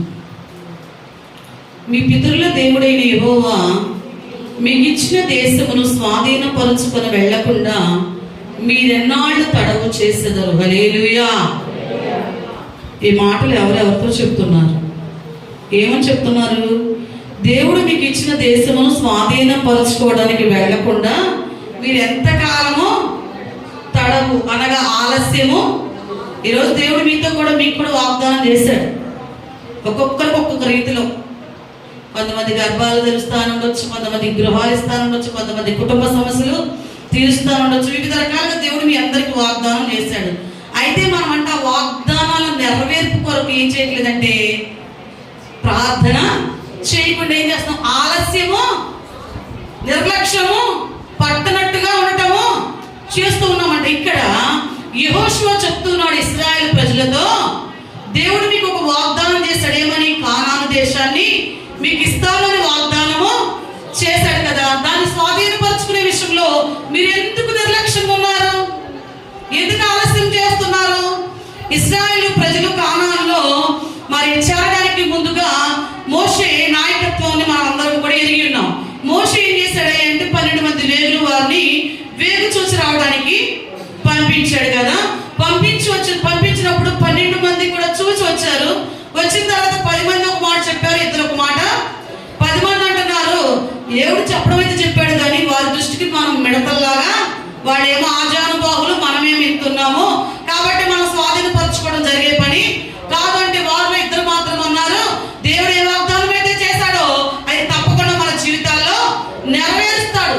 నిజమే, వాళ్ళు మనకంటే దేవదారుడ్యం కలిగిన వారు కావచ్చు, మనకంటే బలవంతులు కావచ్చు, వారి అంటే మన శక్తి తక్కువే కావచ్చు, కానీ మన దేవుడు వారికంటే బలవంతుడు కాబట్టి తప్పకుండా మన దేశంలోనికి తీసుకుని వెళ్తాడని చెప్పినట్టుగాని మరి ఆ చెప్పబడిన వారిలో ఆ మాట అంట ఎవరి చెవున పడిందయ్యా అంటే, మీరు సీక్రెట్ గా పక్క వాళ్ళకి తెలియకుండా గుసగుసలాడతారు చూడండి. 2 వ్యక్తులు కలిసి 3వ వ్యక్తి గురించి లేనిపోని సోదంతా చెప్పుకుంటారు. ఆ చెవులో చెవిలో చెప్పినటువంటి అంట, దేవుని చెవిలో మీ నోటి దగ్గర అంటే ఆయన చెవి ఉంటుందంట. జాగ్రత్త. పక్క వాళ్ళ గురించి పిచ్చి మాటలు చెప్పుకుంటారే, ఆ పిచ్చి మాటలు ఎవరి చెవిలో చెప్తున్నారు మీరు? పక్కనోడి చెవులుగో బాగా దేవుడి చెవిలో చెప్తున్నట్టు ఈ మాటలు మీరు మాట్లాడే మాటలంట దేవుడు విని. కొంతమంది అంటారు కదా తదాస్తు దేవతలు అంటారు, జాగ్రత్త అని. హిందూ పరంగా నిజంగానే దేవుడు విన్నాడు. ఏమన్నాడు తెలుసా? వాళ్ళు అన్నట్టుగానే వాళ్ళ జరుగులాగా అన్నాడు. ఏమన్నారు వీళ్ళు 10 మంది? మేము వెళ్ళము, మేము స్వాధీనం చేసుకోలేము, వాళ్ళ దృష్టికి మిడతల్లాగా ఉన్నాం అన్నారు కదా. అన్నట్టుగానే ఆ 12 మందిలో ఆ తరము వారిలో, ఐగుప్తు నుంచి వచ్చిన తరం వారిలో ఉన్నట్టండి అందరూ కూడా రాలిపోగా క్షేమ సమాచారము పాజిటివ్ గా మాట్లాడిన యెహోషువ, కాలేబు తప్ప ఆ తరంలో ఇంకొకరు ఎవరో కూడా కానానులోనికి రాలా. కానానులోకి వచ్చారు, బాగానే ఉంది. కానాను వారు ప్రవేశించిన తరువాత, మరి కానాను దేశంపై దేవుడు విజయం ఇచ్చిన తరువాత వీళ్ళంటండి సిలోహులోకి వచ్చిన తర్వాత అక్కడ కొన్ని గోత్రాల వారు మాత్రమే ఆ దేశంలో కొన్ని భూభాగాలను స్వాధీనము చేసుకున్నారంట. మిగతా 7 గోత్రాల వారికి భూమిని అప్పటికి స్వాధీనము చేసుకోవాలి. వీళ్ళు సిలోహులో ఏం చేస్తారంటే ఒక ప్రత్యక్ష గుడారాన్ని ఏర్పాటు చేసి మన ప్రత్యక్ష గుడారంలో దేవుని ఆరాధించడం ప్రారంభించారు. ఆ యొక్క గుడారం ఎప్పటి వరకు ఉందంటే దాదాపుగా సొలొమోను యెరూషలేములో దేవాలయం కట్టే వరకు కూడా దేవుని వారు అక్కడే ఆరాధించేవారు. అయితే ఇలా ఉండగా ఇశ్రాయేలు ప్రజలు ఇంకా 7 గోత్రాల వారు కానానులో మరి వారు స్వాధీనపరుచుకునేటువంటి ఆ స్థలాల విషయంలో తడవు చేస్తూ ఆలస్యముగా నిర్లక్ష్యముగా ఉంటూ అక్కడ సిలోహులో అలాగే ఉండిపోయారు. కొంతమంది కుటుంబ యజమానులు ఉంటారు చూడండి, బాధ్యత ఉండదు. ఇంకెంత చేసినా కూడా వారిలో మార్పు ఉండదు. తిన్నామా, ఉన్నామా, ధరించుకున్నామా, తిరిగామా, నెక్స్ట్ ఏంటన్న ప్లాన్ ఎలా ఉండదో వీళ్ళు కూడా ఏం చేస్తారంటే అక్కడక్కడే మీ స్వాధీనపరచుకున్నా, మాకు రావాల్సి రాకపోయినా పర్వాలేదు అన్నట్టుగా ఉంటే అది చూసినటువంటి యెహోషువ అన్నాడంట, దేవుని వాగ్దానం నెరవేర్పు ఇంకా ఇక్కడ పూర్తి చేయవలసినటువంటి ఆవశ్యకత ఎంతైనా ఉన్నది అని ఏం చేశాడంటే ప్రతి గోత్రములకు కూడా స్వాస్థ్యము లభించే వరకంటండి యెహోషువ నిద్రపోలేదంటండి. హల్లెలూయా. ప్రతి గోత్రానికి స్వాస్థ్యము లభించే వరకు యెహోషువ నాయకుడుగా ఉన్న యెహోషువ మీరు ప్రతిదీ దేవుని క్రమాల్లో నడిచే వరకు యాజకులు ఎలా నిద్రపోకుండా మీరు మూత ముడుచుకున్నా, మీరు అడిగినా చెప్పవలసింది ఎలా చెప్తూనే ఉంటారో. కారణం ఏంటో తెలుసా? క్రమాలు రండమ్మా, దేవుని వాక్యాన్ని వినండమ్మా, నడవలసిన విధానం. ఎందుకు నడవమంటారంటే దేవుని నుండి వచ్చే ఉగ్రత మీకు తప్పించబడటానికి. దాని వెనక వేరే వేరే ఆలోచనలు చేసి చాలా మంది దేవుని క్రమాన్ని నడవలేని వారుగా ఉంటారు. ఎందుకంటే ఆజ్ఞాతి క్రమము ఎంతమంది యాక్సెప్ట్ చేస్తున్నారు? అది నిజమని ఒప్పుకుంటున్నారా? ఒప్పుకున్నప్పుడు మరి మనం ఏం చేయకూడదు? దేవుని క్రమాన్ని, అది డ్యూటీస్ పర్పస్ మీద అది కంపల్సరీ అన్న వాళ్ళకి నేను ఏం కండిషన్ ఏం చెప్పను. కానీ మనకు అవకాశం ఉండి కూడా అవకాశము చిన్న గొడవ అయితే క్రమం మానేస్తారు. కొంతమంది ఇంట్లో వంట అవ్వకపోతే క్రమం మానేస్తారు, బట్టలు ఉతకడం అవ్వకపోతే క్రమం మానేస్తారు, ఇల్లు ఉడవకపోతే క్రమము మానేస్తారు. అది సరైన విధానము. అందుకే సావుకు చెప్తూ ఉండేది పదే మీ క్షేమము కొరకే మీరు ఇలా నడవద్దు, ఇలా నడవండి, ఇలా ఉంటే దేవుడు మిమ్మల్ని దీవిస్తాడు, ఇలా ఉంటే శాపం వస్తాం. అది యెహోషువ కూడా ఏం చేస్తాడంటే వాళ్ళు అలాగే ఉండిపోతున్నారు. కానీ యెహోషువ మాత్రం ఏం చేస్తాడు? దేవుడు వారికి వాగ్దానం చేసిన స్వాస్థ్యము లభించే వరకు కూడా అంటండి విశ్రమించకుండా ఏం చేస్తాడంటే 7 గోత్రాల వారిని ప్రోత్సహించి వారిని మరలా ఏం చేస్తాడంటే కొన్ని స్థలాల దగ్గరికి మీరు వెళ్ళి సమాచారము కనుగొని ఆ సమాచారం తీసుకొచ్చి నాకు చెప్పండి. అప్పుడు మోషేనేమో గోత్రానికి ఒక్కొక్కరు చొప్పున 12 గోత్రాల వారిని కానానులో వేగు చూడడానికి పంపిస్తే ఇక్కడ యెహోషువ మరి ఇక్కడ చేసిన పని ఏంటయ్యా అంటే మరి మరొక కొత్త పద్ధతిలో ఆ స్వాస్థ్యాన్ని 7 గోత్రాల వారు స్వాధీనపరుచుకున్నట్టు కొనుట కొరకు మరొక కొత్త పద్ధతిని ప్రవేశపెట్టి ఒక్కొక్క గోత్రం నుంచి 3 చొప్పున, ఒక్కొక్క గోత్రం నుంచి మోషే గారేమో గోత్రానికి 1 చొప్పున పంపిస్తే ఇక్కడ యెహోషువనేమో గోత్రానికి 3 చొప్పున పంపించి ఈయన పెట్టిన కండిషన్ ఏంటంటే మీరు వెళ్ళి ఆ సమాచారం అంతా కూడా తెలుసుకుని వచ్చి నాకు చెప్పండి. ఆ చెప్పిన సమాచారాన్ని బట్టి అంట యెహోషువ దేవుని సన్నిధిలో ప్రార్థన ఏం చేసేవాడంటండి. కొన్ని మినిస్ట్రీలు మీరు తెలుసా, సేవకులు హౌస్ లిస్ట్ అని 2 విశ్వాసం పంపించి మీరు పలానా ఏరియాకి వెళ్ళరండి, మీరు పలానా ఏరియాకి వెళ్ళరండి అంటే ఆ వారంలో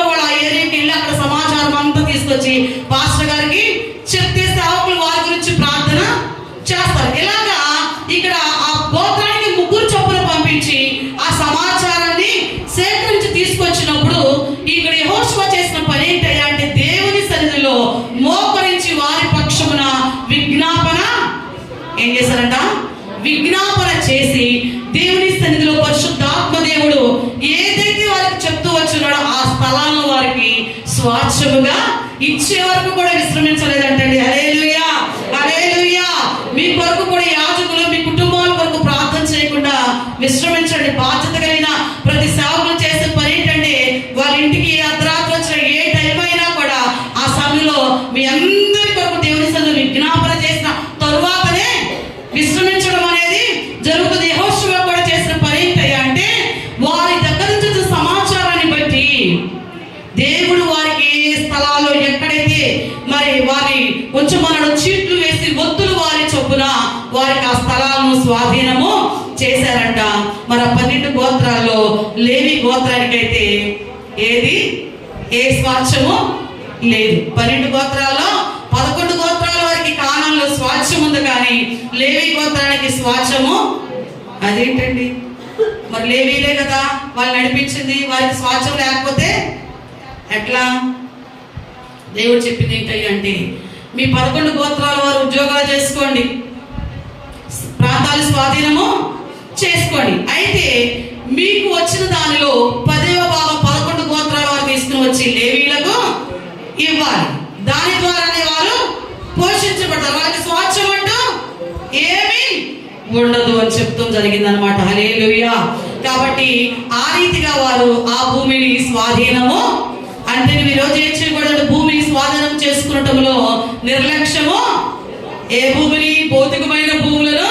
దేవుడు నీకు వాగ్దాన భూములు దేవుడిని అడుగు పెట్టాలి అంటే దేవుడు నీకు అనుగ్రహించిన వాగ్దానము నెరవేర్పులోనికి రావాలి అంటే నువ్వేం చేయాలంటే దేవుని సన్నిధిలో అది నెరవేరే వరకు నిద్రపోక దేవుడు అడగాలి, ప్రభు వాగ్దానము ఆనాడు నువ్వు ఇశ్రాయేలు ప్రజలకు వాగ్దానం చేసినప్పుడు సిలోహులో వారు అడిగినప్పుడు నువ్వు ఇచ్చావు కదయ్యా, అది ఇచ్చే వరకు కూడా యెహోషువ విశ్రమించలేదు కదా.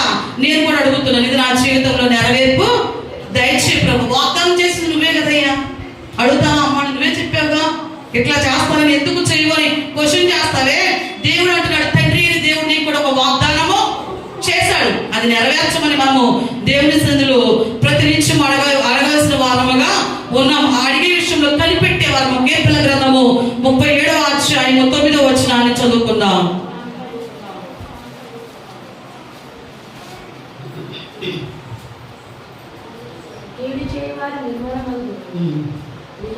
యెహోవా కొరకు కనిపెట్టుకుని వారు దేశమును స్వతంత్రించుకుందురు. హల్లెలూయా. యెహోవా కొరకు ఆయన వాగ్దానముల కొరకు ఎవరైతే కనిపెట్టుకుంటారో ఆయనకు ఒక వాగ్దానం చేశాడు. నీవు అడుగుడి నీకు ఇయ్యబడును, వెలుగుడి దొరుకును, తట్టుడి తీయబడును. ఎవరైతే కనిపెట్టుకుంటారో ఆ వాగ్దానం నెరవేర్పు కొరకు దేవుడు అంటున్నాడు నీ జీవితంలో ఆయన ఎలాంటి కార్యాలు చేస్తాడంటే నువ్వు ఏదైతే అడిగావో, ఏ స్వాచ్ఛం కొరకు అయితే అడిగావో దాన్ని నువ్వు స్వతంత్రించుకుంటావంట. అంటే నువ్వు దాన్ని పొందుకుంటావు. నేను నీకు ఒక వాగ్దానం చేశాను, దాని కొరకు నువ్వు కనిపెట్టి నన్ను అడుగుతూ ఉన్నావు.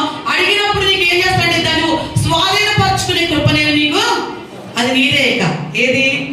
యెహోషువ దేవుడు నన్ను అడుగుపెట్టు ప్రతి స్థలము ఈ వాగ్దానం చేస్తాడు, అది నీదే. నీ జీవితంలోనే ఒక ఆమె గడ్డ తింటానికి కూడా తినలేదంట, కానీ దేవుడు అంటున్నాడంట నేను నిన్ను ఉన్నతంగా సమృద్ధిగా ఆశీర్వచనములతో నేను నిన్ను నింపబోతున్నాను అని అంటే ఆవిడ అనుకుంటుందంటే ఈరోజు తింటాకే నాకు సరైన తిండి లేదు, లేనప్పుడు నాకు దీవిస్తే ఏంటి, దీవించకపోతే నాకు దేవుడితో నీకు పట్టెడు అన్నం పెడతానంటే చాలు కదా అనుకుంటుందంట.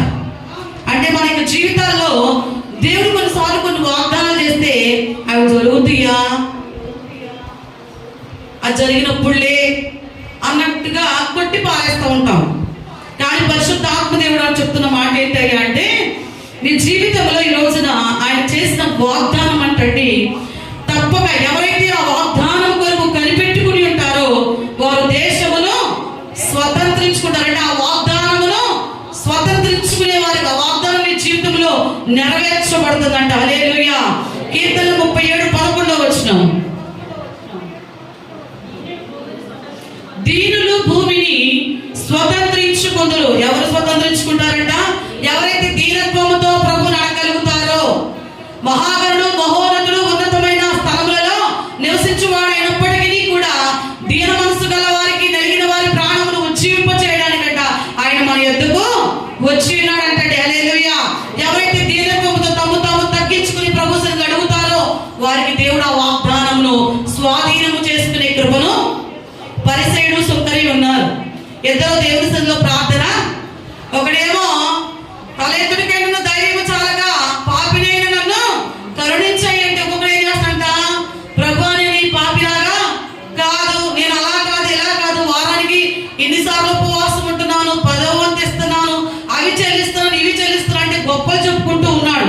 ఇద్దరిలో ఎవరు దేవుని యొక్క మనసును గెలుచుకోగలిగారయ్యా అంటే అర్పణ అర్పించిన వ్యక్తో, వారానికి 2-3 సార్లు ఉపవాసం ఉన్న వ్యక్తో కాదు, కానీ ఎవరైతే తగ్గింపుతో కూడిన ప్రార్థన చేస్తూ ఉన్నారో ఆ వ్యక్తి దేవుని యొక్క వాగ్దానమును స్వతంత్రించుకోగలిగాడంటండి. హల్లెలూయా. ఈ రోజు మనకి ఎన్ని ఉన్నా ఏమున్నా మనలో ఏం కావాలంటే దీనత్వం. నువ్వు ఎంత ఎదిగినా కూడా తను తాను తగ్గించుకునే స్థితి నీలోనికి రావాలి. హల్లెలూయా, హల్లెలూయా. కీర్తన 37:22 చదువుకుందాం. యెహోవా ఆశీర్వాదము నొందిన వారు భూమిని స్వతంత్రించుకుందురు. 29 నీతిమంతుల భూమిని స్వతంత్రించుకుందురు. 34 యెహోవా కొరకు కనిపెట్టుకుని ఉండుము, ఆయన మార్గమును అనుసరించుము, భూమిని స్వతంత్రించుకున్నట్లు ఆయన నిన్ను హెచ్చించును, భక్తిహీనులు నిర్మూలము కాగా నీవు చూచెదవు. హల్లెలూయా.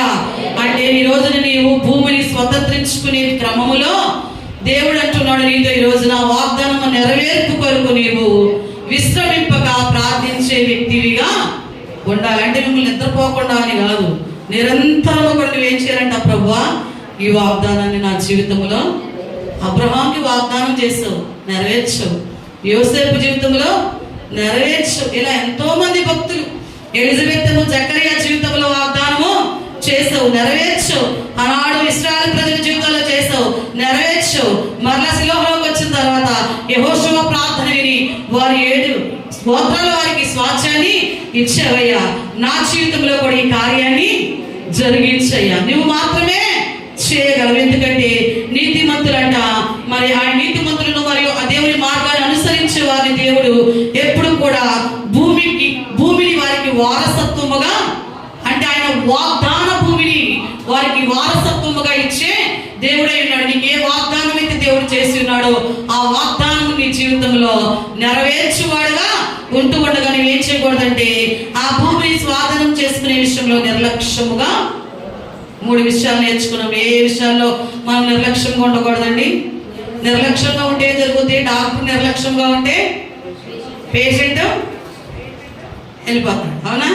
ఒక ఆఫీసర్ నిర్లక్ష్యంగా ఉంటే కొన్ని కోట్ల నష్టాన్ని కంపెనీకి తీసుకుని వచ్చే వ్యక్తిగా ఉంటాడు. అయితే ఈ రోజున నిర్లక్ష్యముగా ఉండకుండా ఉండమని హిజ్కియా తండ్రి అహాబు చేసిన పనంతటినీ కూడా ఏం చేశాడంటే, తండ్రి నిర్లక్ష్యం చేసి దేవుని పక్కన పెట్టి విగ్రహారాధనను ప్రోత్సహించి దేవుని ప్రజలను మరి వెనుకకు తప్పించిన వాడిగా ఉన్నప్పుడు హిజ్కియా రాజైన వెంటనే మందిరమును పవిత్రపరచి దేవుని పని కొరకు యాజకులను పురికొల్పి యాజకుల యొక్క కర్తవ్యం ఏంటో తెలియపరిచాడు.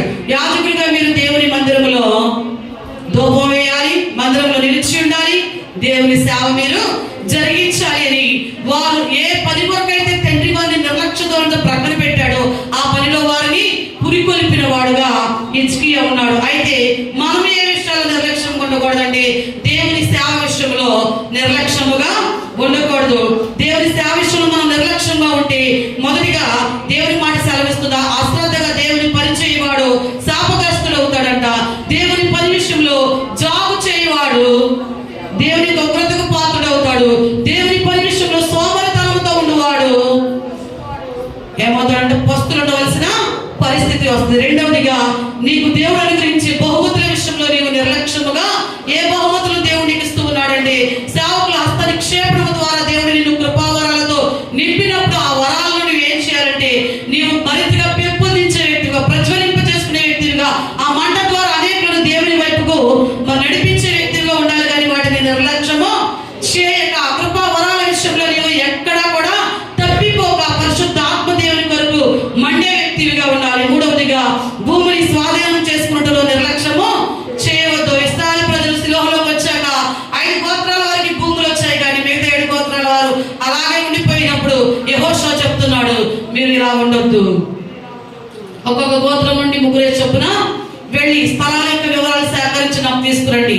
అవి సేకరించిన సమాచారాన్ని తీసుకుని వెళ్ళి దేవుని మందిరంలో కూర్చుని వారికి ఏ స్థలాలు దేవుడు ఇవ్వమంటూ ఉన్నాడో వాటిని చీట్లు వేసంట వారికి ఆ స్థలాలను పంచిపెట్టాడంట. ఈ రోజున మన జీవితాల్లో దేవుడు మన జీవితాలు ఏ వాగ్దానాలు అయితే చేసి ఉన్నాడో ఆ వాగ్దానాలను నెరవేర్పు కొరకు దేవుని సన్నిధిలో ప్రార్థించి ఆ వాగ్దానాలను స్వతంత్రించుకుందాం. దేవుని పనిలో ఉన్న నిర్లక్ష్యతను మనము విడిచిపెట్టి ప్రభు కొరకు ఇంకా 2025 లో ఈ చివరి దినాల్లో ప్రభు సన్నిధిలో శ్రద్ధగా ఉందాం. ఈ కొద్ది మాటలు దేవుడు దీవించి ఆశీర్వదించును గాక. ఆమేన్. ప్రార్థన చేసుకుందాం.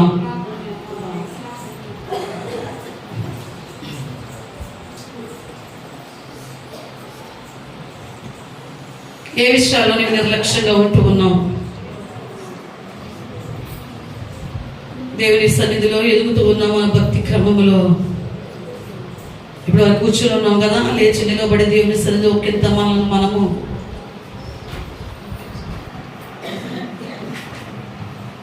స్వీయ పరిశీలనతో ప్రభు సన్నిధిలో ఆహాజు కాలములో ఆహాజు వలె నీవు ఉంటున్నావా, లేదా హిజ్కియా అయిన వ్యక్తిత్వాన్ని కలిగి దేవుని సన్నిధిలో ఎదుగుతూ ఉన్నావా?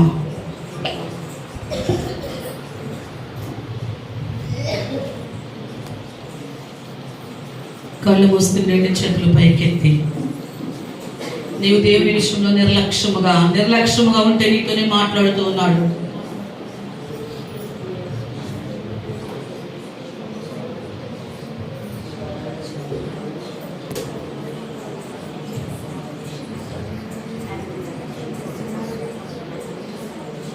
ఒకవేళ చెడు రోగులకు చికిత్స చేయడంలో నిర్లక్ష్యముగా ఉండనట్లయితే,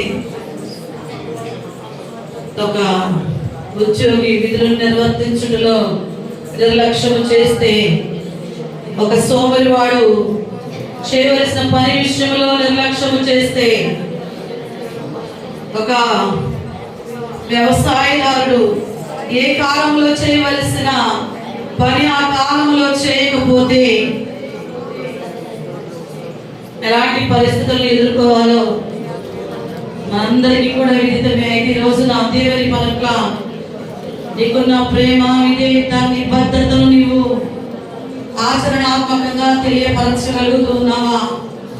దేవుని పని విషయంలో నీవు అశ్రద్ధగా ఉంటే శాపాన్ని కొని తెచ్చుకుంటావని, నీవు జాబ్ చేస్తూ ఉన్నట్లయితే నష్టాన్ని కొని తెచ్చుకుంటావని, పస్తులుండవలసిన పరిస్థితి నీ మాట ఈరోజు ఇంకా ఈ పిలుపు నీలో నేను దేవుని వైపుకు మళ్ళించినదిగా, దేవుని మాటకు నిన్ను లోబడే వ్యక్తిగా ఉంటున్నావేమో, నేను ఇంకా చలం లేని వ్యక్తిగానే ఉంటున్నావేమో.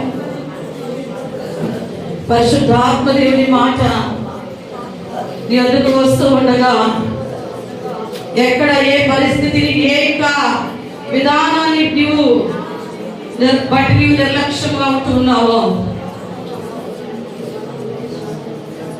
ఆధ్యాత్మిక బహుమతులను నీకు ప్రసాదించినప్పటికీ దేవుని యొక్క సేవల హస్తనిక్షేపణ ద్వారా దేవుడు నిన్ను వరాలతో ఫలాలతో నింపుతూ ఉన్నప్పుడు వాటిని ఉపయోగించకుండా నీవు అలాగే అశ్రద్ధ చేస్తూ ఉన్నావేమో.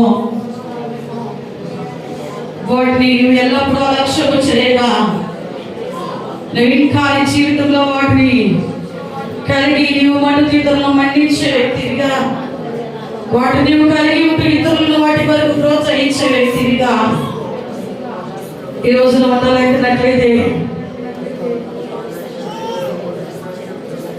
ఆ కృపావరాలు దేవుని చూసుట కొరకు, దేవుని ప్రత్యక్షత కొరకు నిన్ను నడిపించేవిగా, దేవుని ప్రత్యక్షత కొరకు నిన్ను పురికొలిపేవిగా, దేవుని ప్రత్యక్షత కొరకు నీకు ఆసక్తిని కలిగించేవిగా, దేవుని ప్రత్యక్షత కొరకు నిన్ను నడిపించేవిగా, దేవుని ప్రత్యక్షత కొరకు దుప్పి నీటి వాగు కొరకు ఎలా ఆశపడుతూ ఉందో ఆ ఆశతో నిన్ను నడిపించేవిగా ఉంటది. నీలో ఆసక్తి కలిగి ఉండగా ఒకవేళ నీవు ఎంతకాలమైనప్పటికీ అదే స్వభావము ఇతరులతో కంపేర్ చేసుకుంటూ, ఇతరులతో నీవు పోల్చుకుంటూ, వారు అలా లేరుగా నేను ఎందుకు అలా ఉండాలి, వాళ్ళు అలా జీవించడం